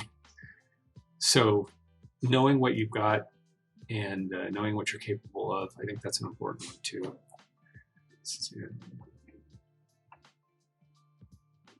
Oh, that's awesome. Thanks, Simon. Yeah, it can be done. And my students also, they all ask me sometimes in various classes, they'll say, well, can I get a job doing 2D? And I say, I don't know. I don't know if you can or not. When I started in 2D animation, there was no business. Well, that's not true. Right before I started, there was no business. And then suddenly around the time that I got into it, there was a huge business. But it was pretty grim before I got in. When I was interested in getting into it, there wasn't a business. It was only after I'd kind of given up on it that suddenly the business took off. And so I say to people, if you want to animate, just do it. You have to pay the rent. You have to keep improving yourself, and you have to pay attention to what's going on in the world and sort of tailor your dreams to what's possible. For example, are you going to draw in 2D, or are you going to learn Toon Boom? Are you going to draw with paper, or are you going to learn something like Toon Boom that makes you more attractive to people who are actually still doing 2D today? Well, these are questions that you got to ask. But you can do pretty much anything you want to. Can you get paid to do it? I don't know. That's a little bit tougher. But you'll never know unless you try. And part of it too, I think, is knowing there's an old song, knowing when to hold them and when to fold them. You know, look around and go, okay, is this working? If it's not working, then I got to do something else. And my career was full of that. And one of the reasons I became a CG animator was because I saw that 2D was ending. And I said, well, all right, I still love motion graphics. Maybe I can learn how to do CG animation. I will tell this story to anybody who will listen. And then we'll probably tell it again and again. But I taught myself CG animation originally, and I hated it. I absolutely hated it with my heart and soul. I sat with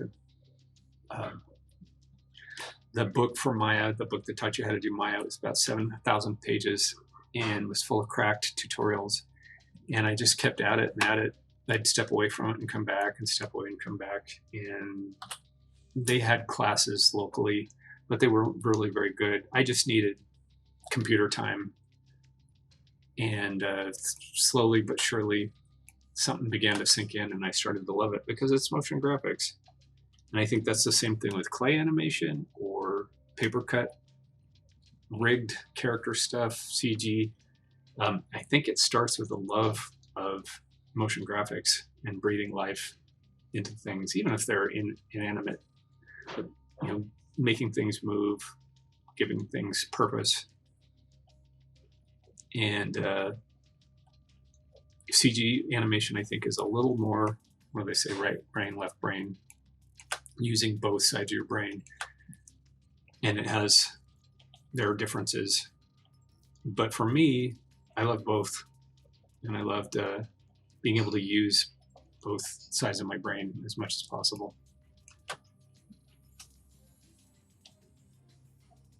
So how's that for volatile topics? The fight between 2D and 3D. I see a lot of people who think it is a fight, and it makes me sad because I think there's room for both. And I don't see why it has to be an either or situation, but there are people who look at it that way. I will be the first one to admit, I've admitted this in other Twitch streams, that I've used CG animation to plot out my original blocking and then used 2D to finish it off and make it look like real animation. So again, not using it as one-for-one motion capture or rotoscoping, but using it on the screwy, but using it for reference. And there's nothing wrong with using CG animation as a way to sort of block out your ideas and also be able to work in a dimensional way. So that's my my excuse, and I'm sticking with it, is I think that they work well together, or they can, and not even just like the Paperman way, the Disney film. Blender's 2D integration is pretty interesting combo. Yeah, I've heard a lot about Blender and what it can do, and it does it easy. From what I understand, I've got about 650,000 things on my plate at the moment, so I don't get as many opportunities to look into things as I wish, but I've heard that again and again about Blender. And I think that's exciting. Anything that makes life easier for an animator has got to be a good thing.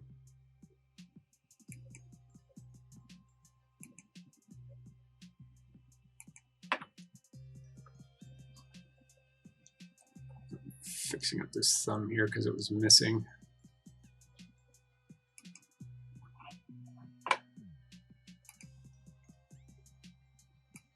All right, so just got 10 more minutes. I'm going to finish up this drawing and then we'll call it a day. Thanks for the link.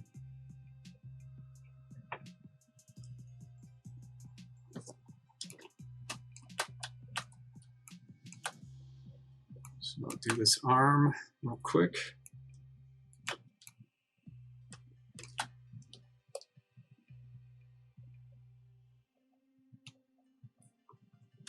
Turn the smoothing back on. Another topic that's kind of interesting to me, since Simon, you've been so kind in hanging out, is the topic of animate. And what I've been finding, since the 2D program is still really new, but even with my CG animation students that I've dealt with, there's this love of the 2D animation anime look. And the problem is that look is generated from a specific style by people who know how to animate classically but are imposing a style upon it. It's a specific way of doing things, but these people know how to draw like nobody's business first, and then they apply the style after. And what I find with my students, which is not to knock the students because it's a universal thing, is that people want to leap right into doing the style and not mess around with the more classical style because, well, it's harder. But it's also maybe not as dynamic, not as exciting. Certainly, the difference between, I want to draw a classic Disney character, which is a style that's probably getting really old-fashioned at this point, and I want to draw an anime style character with lots and lots of lines and flourishes, but doesn't lend itself very well to doing full flowing, well in between classical animation. But that's a specific look that they're going for. They want it to be a little more choppy because that's the look they're used to. It's a very interesting situation that I predicted many years ago when I saw, it was probably around 99, 2000, when I saw that anime was taking off. And I thought, well, now what's going to happen with the next generation who thinks that this is the way the animation should look, that it shouldn't look smooth, it should look choppy. And again, I'm not talking in terms of, well, that's good animation, that's bad, but good night, Jordan. It was great having you here. Thank you. But no, it's just a question that has come up. It's a style that is very popular and very specific to a generation, but isn't necessarily where you should probably start when you're learning animation. You should learn how to do more of a classical style and then impose the style that's more limited on top of that. And I'm not even saying it in a woulda, shoulda, coulda. It's just, it makes sense. It's just kind of a logical way of looking at it is, well, you should start with the one that's harder and then go into the one that's easier. It is easier to do less drawings and make your stuff look choppy than it is to do full flowing character animation that's smooth and retains a realistic look. So it's a conversation that we're starting to have, because how do you address the needs of people who are interested in that and want to jump right into that and don't want to mess around with the classical character stuff. And then another topic was brought up, which is now that Disney Plus is a thing, are people going to gravitate back to 2D animation if they're raised with it and if they see it again? I'm sure that's one of the reasons that they're doing Disney Plus is to get feature films out again for new generations who haven't been exposed to them and kind of make them a thing, at least the ones that they can show without offending everybody. And then maybe another generation is going to say, well, hey, can we do that classical stuff? I really like that, or not, who knows? And I don't really care. I think it's all exciting and fun. But from a teaching standpoint, it's been very interesting to see how people want to just leap directly into that look because they think that that look is the final result. They think that's what I want it to look like. So shouldn't I just start doing it now, right as I'm getting started? And when I'm doing my keys and my breakdowns, don't I just start out with that? No, as a matter of fact, you don't. Or I don't advise that you do. Anyway, interesting conversation that I'm having with some people in CG Spectrum. Just going to finish up the eye and the staff, and we're done for the day.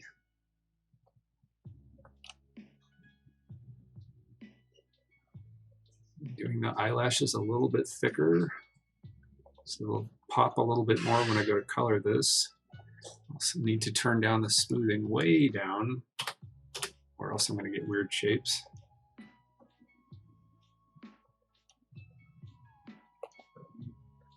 But this is an in-between on ones. It's barely going to show, but it's also a slow in, so it's going to show a little bit more.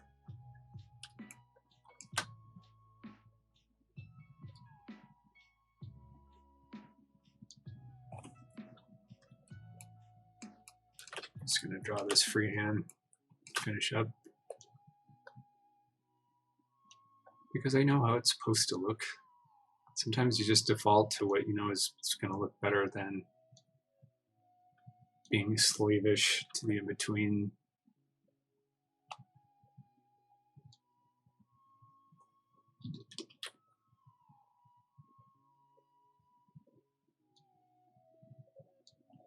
All right, finish up the staff, and that's it.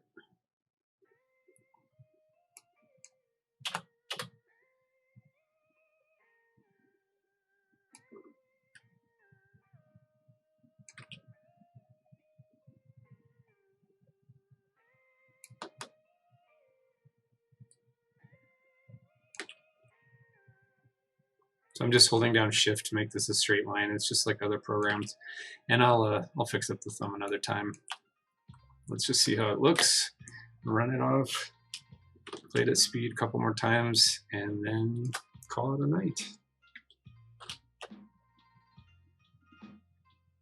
So there's it's in betweening. Like, you don't even hardly see the thumb. I told you it's not going to be that big a deal. I could probably leave the thumb off, but you do see the kind of three-dimensionality of it now that I've added that extra in between. So play it at speed and see if it makes any difference to how it slows in. Probably not much, but it's a little softer. It makes a difference. I might add some more at another time, but you can see the end is getting a lot more smooth. And then if you come back next week and look at this, you'll see a lot more of it's been smoothed out. I'll probably paint this thing, or get started painting it, and then work on those tentacles for the monster next time or in the near future. But to thank you very much for joining me with this. I'm going to do the most important thing of all, which is to save and say thank you, and hope you have a great night. Take care.